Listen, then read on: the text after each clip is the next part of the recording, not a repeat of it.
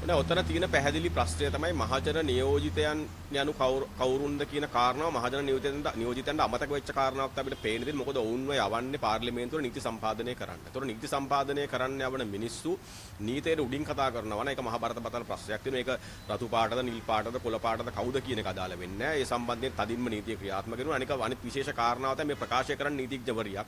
ඒතකොට ඒ වෘත්තීමය වශයෙන් මේකේ තියෙන බරපතලකම දන්න තැනැත්තියක්. ඒතකොට ඒ වගේ මහජන නියෝජිතවරියකගෙන් ඒ ආකාරයේ ප්‍රසිද්ධියේ ප්‍රකාශයක් කිසිසේත්ම බලාපොරොත්තු වෙන්න බෑ. සම්බන්ධයෙන් අපි අපේ අප්‍රසාදය පළ කරනවා වගේම අපි කියනවා මේ සම්බන්ධයෙන් නීති අනපනක් තියෙනවා. මම දැන් මේ වෙනකොටත් මම දැක්කා ඊයේ වෙනකොට මේ සම්බන්ධයෙන් පැමිණිල්ලක් ගොනු වෙලා තියෙනවා. ඒ පැමිණිල්ල සම්බන්ධයෙන් අපි හිතනවා සාධාරණ පරීක්ෂණයක් පවත්වලා සාධාරණ තීන්දුවක් ලැබෙයි කියලා. ඒතකොට ඒ හරහා අනිත් මහජන නියෝජිතයන්ටත් මේක ආදර්ශයක් පාඩමක් බවට පත් වෙයි කියලා අපි විශ්වාස කරනවා.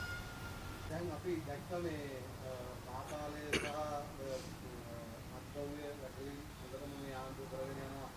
ඔබතුමාලා කොහොමද ඒක දකින්නවද නෑ.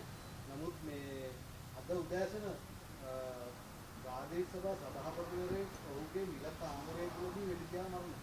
දැන් මේක එතකොට ජාතික ආරක්ෂාව සමගී නැත්නම් මේ පාතාලයේ මර්ධනය කිරීම සාර්ථකයි කියලා කියන්න පුළුවන්. මෙහෙම කාරණාවක් තියෙනවා ජාතික ආරක්ෂාව සම්බන්ධයෙන් නෙමෙයි වෙ තියෙන මහජන ආරක්ෂාව සම්බන්ධයෙන් ප්‍රශ්නයක් තමයි ඇති වෙලා තියෙන්නේ. ඒ තමයි මේ මහමග මරා දමන මිනිස්සුන්ගේ ජීවිතවල අයිතිය සම්බන්ධයෙන් බලපතල ප්‍රශ්නයක් තියෙනවා මේ රටේ. අපි දකිනවා ඒක මංකොල්ල කෑම හරහා වෙන්න පුළුවන්.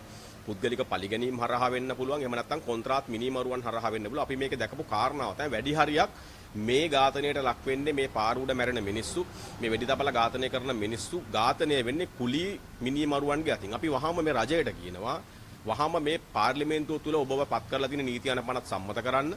ඔබ වහාම ඇයි මේ නීතියක් පනවන්නේ නැත්තේ මේ කුලී මිනිමරුවන්ට එරෙහිව. අපි පැහැදිලිව කියනවා කුලී මිනිමරුවන්ට මරණ දණ්ඩනය දිය යුතුමයි. මොකද එහෙම වුණ නැත්නම් සිද්ධ වෙන්නේ මේ පාර උඩ වෙඩි තියෙන මිනිස්සු අඩුම ගානේ වෙඩි තියෙන මිනිහයා සම්බන්ධයෙන් උඩ කිසිම දැනුවත්කමක් නැහැ, කිසිම වෛරයක් නැහැ. මොකද ඔහුත් එක්ක තියෙන ආරෝපකට නෙමෙයි මේ වෙඩි දෙන්නේ. මේ වෙඩි දෙන්නේ මුදල් වලට. අපි දැක්කා මේ අධිකරණය ඇතුළට පාවා වෙඩි තැබීම සිද්ධ වෙන්නේ කොන්ත්‍රාත් පදනම මත.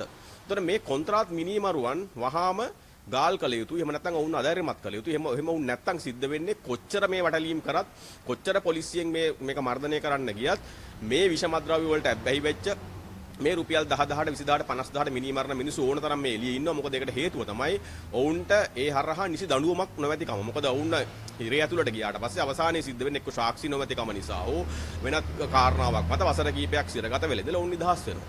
එහෙම නැත්නම් ඔවුන් සිරගේ ඇතුලේ සිටමින් ඔවුන්ට අවශ්‍ය කරන මුදල් ටික පොම්ප වෙනවා කොන්ත්‍රාත් එක දීපු මිනිහ හරහා. ඉතින් එතකොට ඔවුන්ට කිසිම අගතියක් අහේනියක් සිද්ධ වෙන්නේ. ඒකෙන් අපි පැහැදිලිව කියනවා මේ කුලී මිනිමරුවන් සම්බන්ධයෙන් නීති වහාම දැඩි විය යුතුයි. එහෙම දැඩි කලේ නැත්නම් කොමන වැඩලීම් කරත් මේක නවත්තන්න බැරි වෙයි.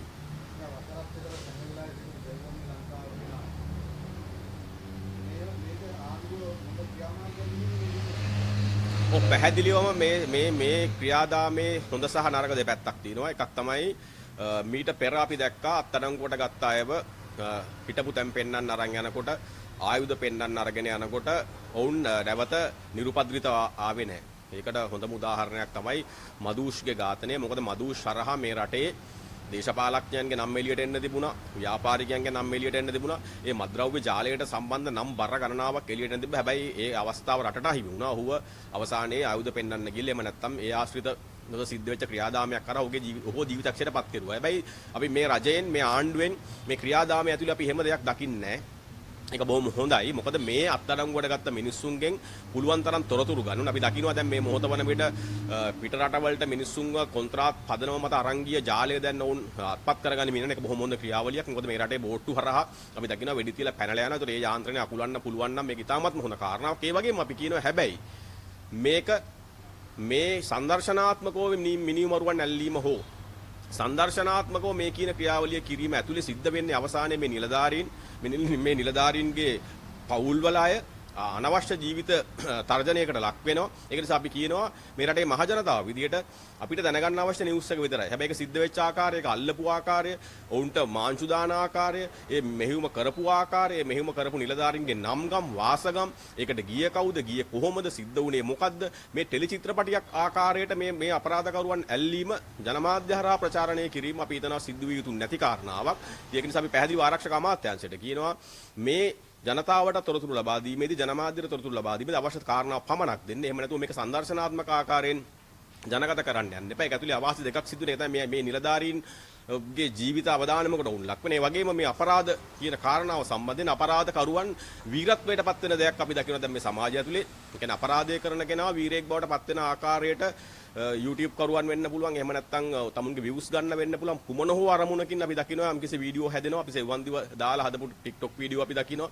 ඒ ආශ්‍රිත AI වලින් හදපු වීඩියෝ අපි දකිනවා. ඒතකොට ඒවා සිනමාකරණයට පවා ලක් වෙන ආකාරයේ වීඩියෝ අපි දකිනවා. මේක හරහා අනවශ්‍ය ආකාරයේ මේ ප්‍රසිද්ධිය ලබා දීම හරහා අපි දකින කාරණාව තමයි මොවුන් සමාජයෙන් ප්‍රතික්ෂේප වෙන්න ඕන පුද්ගලයන් සමාජ වීරයන් බවට පත් වෙන ක්‍රියාවලියක් අපි දකිනවා. අපි රජයට කියනවා මේ අනපනත් ඇතුලේ මේ සම්බන්ධයෙන් තීරණ ගන්න මේවට වැටබඳින්න. එහෙම වුන් නැත්නම් මේ දරුවන් අපරාධකරුවන් වීරයන් විදිහට දකීවි.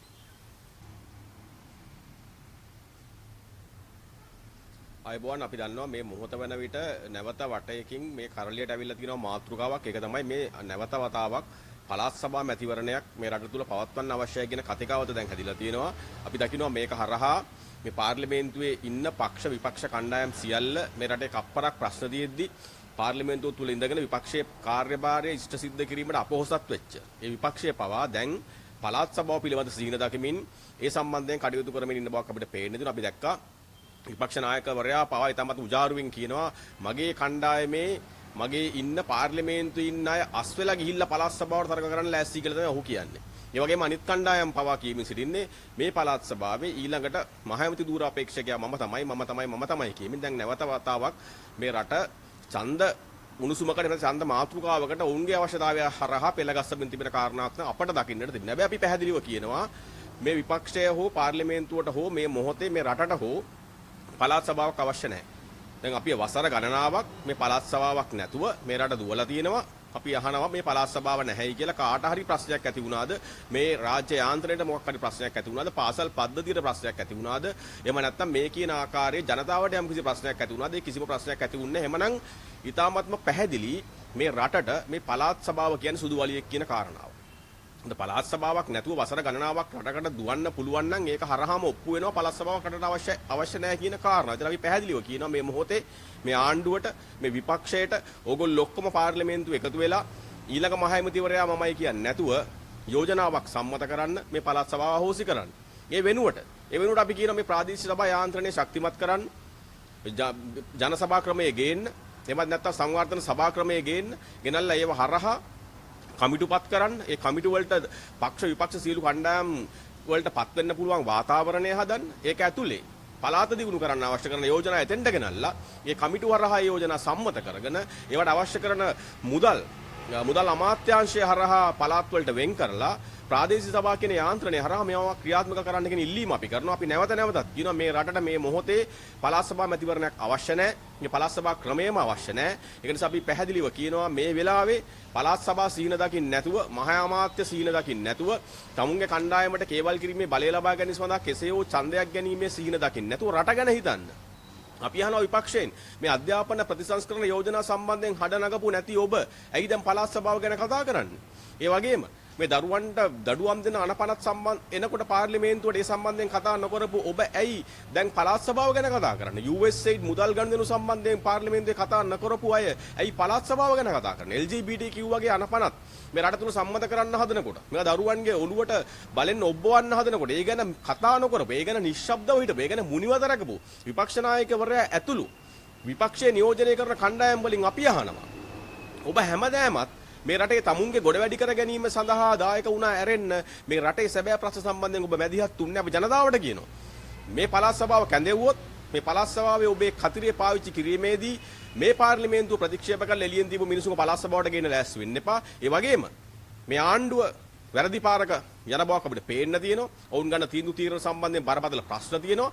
රටේ ස්වෛරීභාවය පිළිබඳ ප්‍රශ්න ඇති වෙලා තියෙනවා. දරුවන් සම්බන්ධයෙන් කියන අනපන සම්බන්ධයෙන් ප්‍රශ්න ඇති වෙලා තියෙනවා. මේවට උත්තරය වෙනුවට විපක්ෂය නෙමෙයි ඒකට උත්තරය. එහෙමනම් ඒ සඳහා සුදුසු වෙනත් කණ්ඩායමක් පත් කරන්න කියලා අපි ජනතාවගෙන් ඉල්ලනවා. ඒ වගේම අපි කියනවා මේ පළාත් සභා මැතිවරණය මේ මහ පොළොව මේ වෙලාවෙ ඉල්ලන එකක් නෙමෙයි. මේක රටට අවශ්‍ය එකක් නෙමෙයි. අපි වහාම ආණ්ඩුවටත් විපක්ෂයටත් බල කර කියා සිටිනවා මේ පළාත් සභා ක්‍රමය අහෝසි කරලා මේ බලය මේ යාන්ත්‍රණය ප්‍රාදේශ සභාවට දෙන්න ජන සභාවලට දෙන්න සංවර්ධන කමිටු වලට දෙන්න දීලා මේ රට දුවන්න කියන ඉල්ලීම අපි කරනවා. බොහොමත්ම ස්තුතියි.